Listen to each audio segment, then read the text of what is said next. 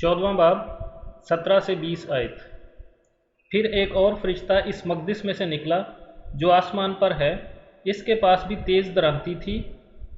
फिर एक और फरिश्ता कुर्बान गाह से निकला जिसका आग पर इख्तियार था।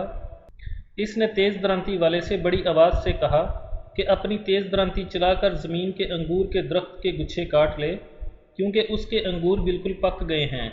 और उस फरिश्ता ने अपनी दरांती ज़मीन पर डाली और ज़मीन के अंगूर के दरख्त की फसल काट कर खुदा के कहर के बड़े हौज़ में डाल दी।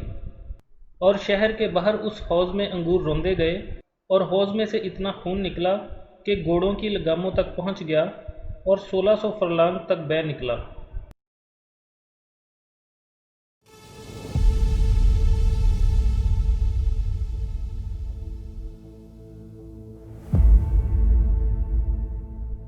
इन आयात में आग का जिक्र है, लेकिन कड़वे दानों के जलाए जाने का कोई जिक्र नहीं, बल्कि कड़वे दानों की बजाय अंगूर की फसल का जिक्र है।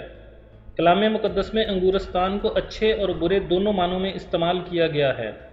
खुदावंद मसीह ने फरमाया, अंगूर का हकीकी दरख्त मैं हूँ।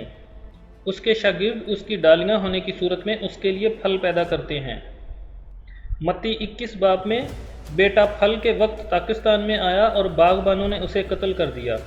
आखिर में बेटा ऐसा पत्थर बनकर उनकी अदालत करता है कि उनको पीस डालता है।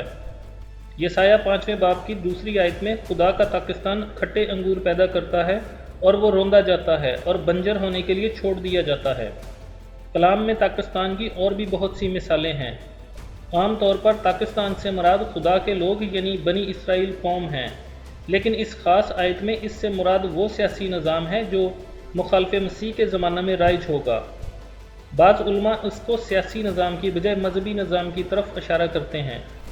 योएल नबी ऐसी ही एक तस्वीर खींचता है जिसमें वो गैर कौमों को अंगूर से तशबीह देता है। योएल 3 बाब की 12वीं आयत में लिखा है, कौमें बरांगीफ्ता हों और यहोशफत की वादी में आएँ, क्योंकि मैं वहाँ बैठकर इर्द गिर्द की सब कौमों की अदालत करूँगा। हंसफा लगाओ क्योंकि खेत पक गया है। आओ रोंदो क्योंकि हौज़ लबाब और कोल्लू लबरेज हैं, क्योंकि उनकी शरारत अजीम है। इस तस्वीर में खेत के पकने और कोल्लू के लबरेज होने दोनों का जिक्र है। इसलिए बहुत मुमकिन है कि मकाशफा 14 बाब की इन आखिरी आयात में ज़मीन की फसल और अंगूर की फसल दोनों शरीरों की तरफ इशारा करती हैं। कुर्बानगाह में से निकलने वाले फरिश्ता के हुक्म पर दरांती वाले फरिश्ता ने ज़मीन पर दरांती डाली और अंगूरों की फसल काट ली और तमाम अंगूर एक हौज़ में डाल दिए, जिसे खुदा के कहर का बड़ा हौज़ कहते हैं। अगरचे ये दरांती भी पहले फरिश्ता की दरांती की मानद दिखाई गई है, मगर गंदम की फसल काटने की दरांती और किस्म की होती है और अंगूर के गुच्छे काटने के लिए और किस्म की दरांती इस्तेमाल होती है। हौज़ के बारे में ये भी जान लेना ज़रूरी है कि इससे मराद अंगूर लताड़ने वाला कोल्लू होता है। अंगूर हौज़ में डालकर पाँव से लताड़े जाते थे तो रस निकलकर खोदी हुई खाई के रास्ते एक छोटे हौज़ में जमा होता जाता था। इसराइल में चूँकि अंगूर की फसल बहुत ज़्यादा होती थी, इसलिए वहाँ अंगूर के कोल्लू बहुत ज़्यादा थे। इसी तरह जैतून का तेल निकालने के लिए जैतून का कोल्लू होता था। ज़मीन के पहाड़ की ढलवान पर गतसमनी बाग में एक जैतून का कोल्लू था। योएल 3 बाब की 13 आयत में अंगूर रोंदने की दावत है। हौज़ अंगूर से लबालब भर गया है। हौज़ से मुराद यहोशफत की वादी जो यरूशलेम के शमाल में है, जहाँ मुखालिफ मसीह की फ़ौजें लड़ाई के लिए जमा होंगी। लिखा है, ये कौन है जो अदूम से और सुर्ख पोशाक पहने बसरा से आता है। मैं हूँ जो सादकुल कौल और नजात देने पर कादिर हूँ। तेरी पोशाक क्यों सुर्ख है, तेरा लिबास क्यों उस शख्स की मानद है जो अंगूर हौज़ में रोंदता है। ये आयात इसी बात की पेशन गोई करती हैं कि जो मुकाशफा 14 बाब में है, खुदा के इंतकाम का दिन आ गया है और उसका कहर गैर कौमों पर नाजिल होने वाला है, क्योंकि खुदावंद सब कौमों को फराहम करेगा कि यरूशलेम से जंग करें और इसराइल के शमाल से जनूब तक दुश्मन की फ़ौजें ही फ़ौजें जमा हो जाएंगी, लेकिन खुदा अपनी मुदाखलत करके इन सब फ़ौजों को हलाक करेगा। हौज़ में अंगूर रौंदना खुदा के कहर को ज़ाहिर करने का एक तरीका है, क्योंकि लिखा है कि इतना खून निकला कि घोड़ों की लगामों तक पहुंचा। बस खून और घोड़े फ़ौज के सिपाहियों की हलाकत को ज़ाहिर करते हैं। इस आयत में गैर कौमों की फ़ौजों पर खुदा के कहर के नाजिल होने की इत्तला दी जाती है, जिसका जिक्र 19 बाब की 15वीं आयत में यूँ लिखा है, और कौमों के मारने के लिए उसके मुंह से एक तेज़ तलवार निकलती है और वो लोहे के असा से उन पर हुकूमत करेगा और कादर मुतलिक खुदा के सख्त गज़ब की मै के हौज़ में अंगूर रोंदेगा। یہ منظر دراصل ہرمجدون کی لڑائی کا ہے، جس کا ذکر 16ویں باب میں کیا گیا ہے۔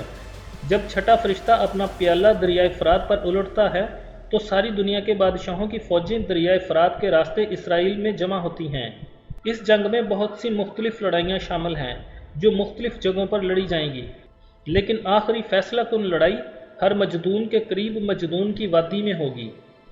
لکھا ہے اتنے سپاہی مارے جائیں گے کہ خون کا دریا کم از کم 4 فٹ گہرا اور 200 میل لمبا ہوگا۔ اسرائیل کا سارا ملک شمال سے جنوب تک تقریباً 200 میل لمبا ہے۔ اس سے ظاہر ہے کہ سارے ملک کے طول و عرض میں فوجیں ہی فوجیں ہوں گی۔ سوال یہ پیدا ہوتا ہے کہ کیا کوئی صحرا خون کا دریا بن سکتا ہے، چاہے وہاں مرنے والے فوجیوں کی تعداد کروڑوں میں ہی کیوں نہ ہو؟ اس کا آسان سا جواب یہ ہے کہ ہرمجدون کی وادی میں خون کے ساتھ پانی بھی ہوگا۔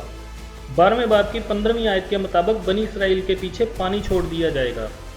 جنگی حکمت عملی کے مطابق میدان جنگ میں پانی اس لیے چھوڑا جاتا ہے تاکہ دشمن کے ٹینک حرکت نہ کر سکیں۔ اس کے علاوہ مصیبت کے اس وقت میں زلزلے اور طوفان بھی کثرت سے آئیں گے۔ لکھا ہے زمین کی قوتیں ہلائی جائیں گی۔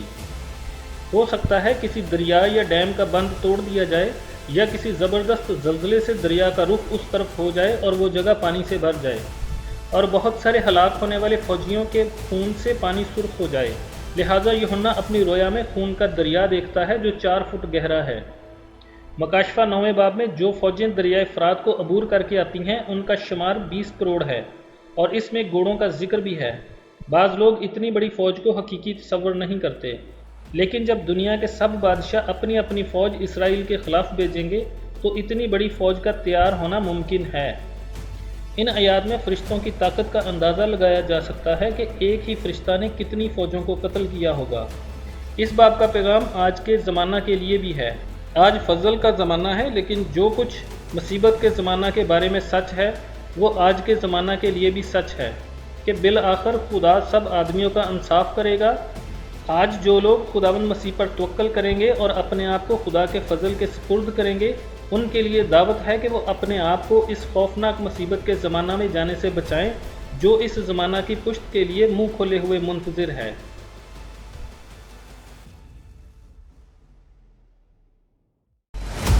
پھر اس نے مجھ سے کہا، اس کتاب کی نبوت کی باتوں کو پوشیدہ نہ رکھ، کیونکہ وقت نزدیک ہے۔